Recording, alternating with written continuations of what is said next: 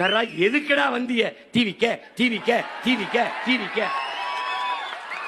டேய் டிவிக்க வாடா விளம்பர கிளம்பி வந்திருக்கிய.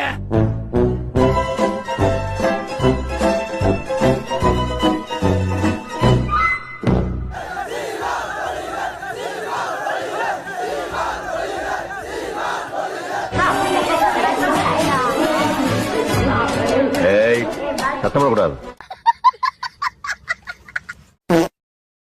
இருக்கைகள் அமைக்கும் பணியில் 5 ஒப்பந்ததாரர்கள் ஒப்பந்தம் போட்டிருந்தனர். இதில் 4 பேர் விலகியிருப்பதாக தற்போதைய செய்தியாக பார்க்கின்றோம்.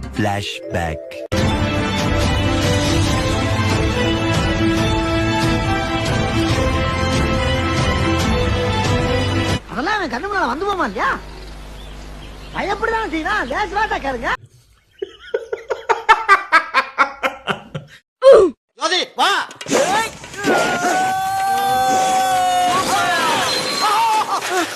சார் வடகரியாலும் தொடகரியாலும் போலாக்குது. என்னையா அது? Very good. நாட்டத்துக்கு தூரம் போட்டு வேணா கொண்டு வா.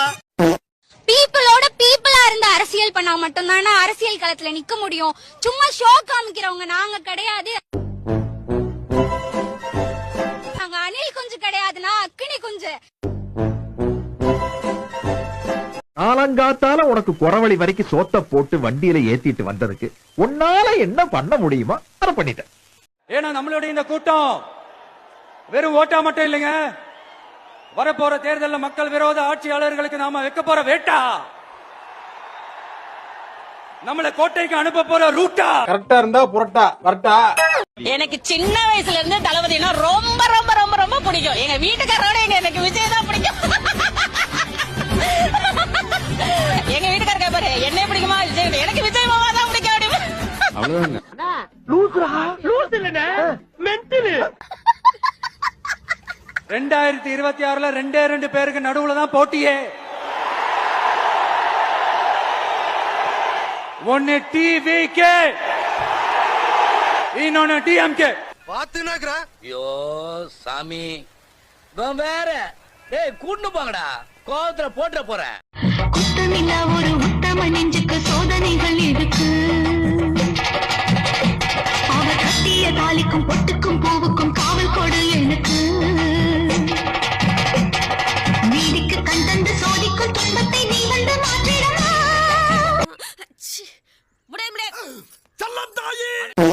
உட்கார போறாரு. எம்ஜிஆர் எப்படி 10 ஜெயிச்சாரா, எங்கால் வீட்டுல டீ சாப்பிட்டு அழகா ஜெயிப்பாரு.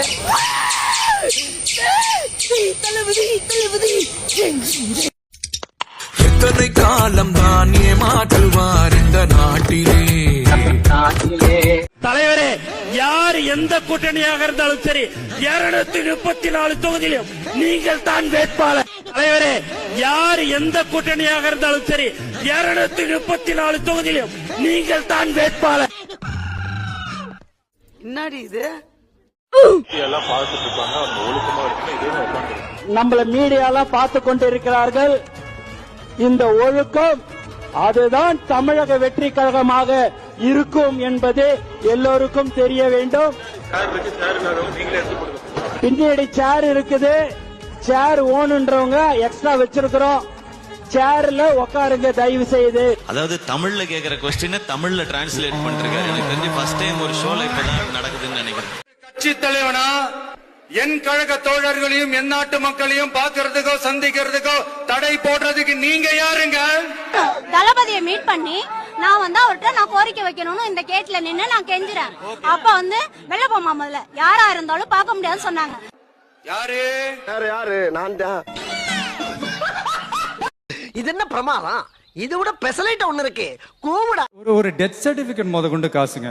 ஒரு டெத் சர்டிபிகேட்டுக்கு நீங்க காசு கொடுக்கலன்னா ஒரு மரணம் அடையாமலே இருக்கணும். மரணம் அடைஞ்சும் மரணம் அடையாத ஒரு மனுஷனாவே இருக்கணும்.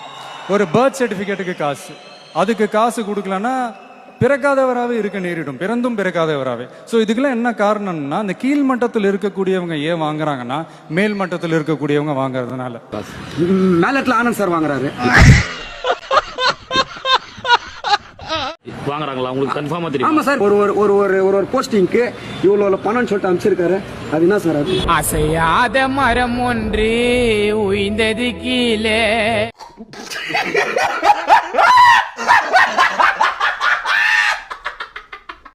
2011 ஒரு சிடி ஒண்ணு மாட்டிக்குது. யார்கிட்ட? ஒரு சிடி ஒண்ணு மாட்டிக்குது ஜெயலலிதா. தம்பி இதெல்லாம் நான் பிரசன்னா சும்மா பேச மாட்டேன். எதுக்கு இவ்வளவு புக் எடுத்துட்டு வரேன்? எதுக்கு இவ்வளவு ஆதாரத்தோட இன்னைக்கு என்னெல்லாம் பண்ண போறாரோ. 2011 ஒரு சிடி ஜெயலலிதா மாட்டிருச்சு. ஒரு போன் போகுது, நீலாங்கரைக்கு ஒரு போன். பணையார் இருக்காரா?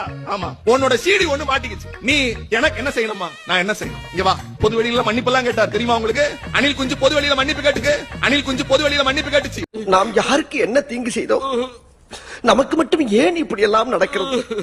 அப்ப ஜெயலலிதா சொன்னாங்க, வா எனக்கு நீ 54 தொகுதியில பிரச்சாரம் பண்ணணும். எத்தனை தொகுதியில?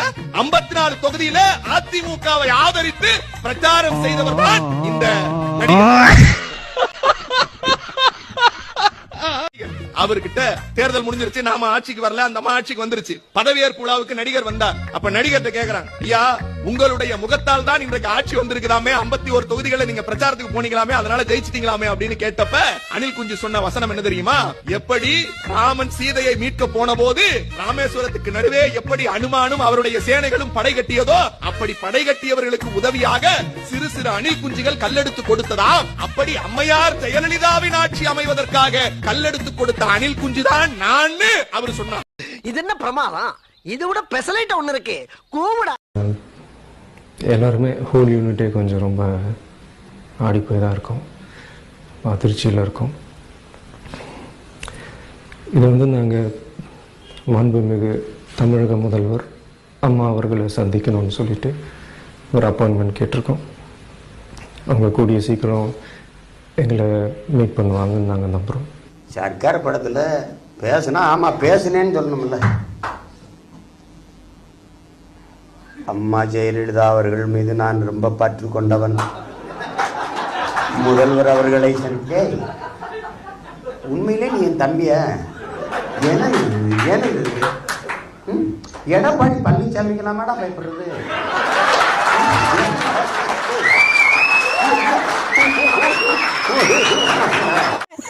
புளிய மரத்துல சாவும்ல செத்த பையில தூக்கு போட்டு சாவு இல்ல சொல்றேன் கேளு. பண மரத்துல வச்சு அப்படியே ராவு செத்த பையில.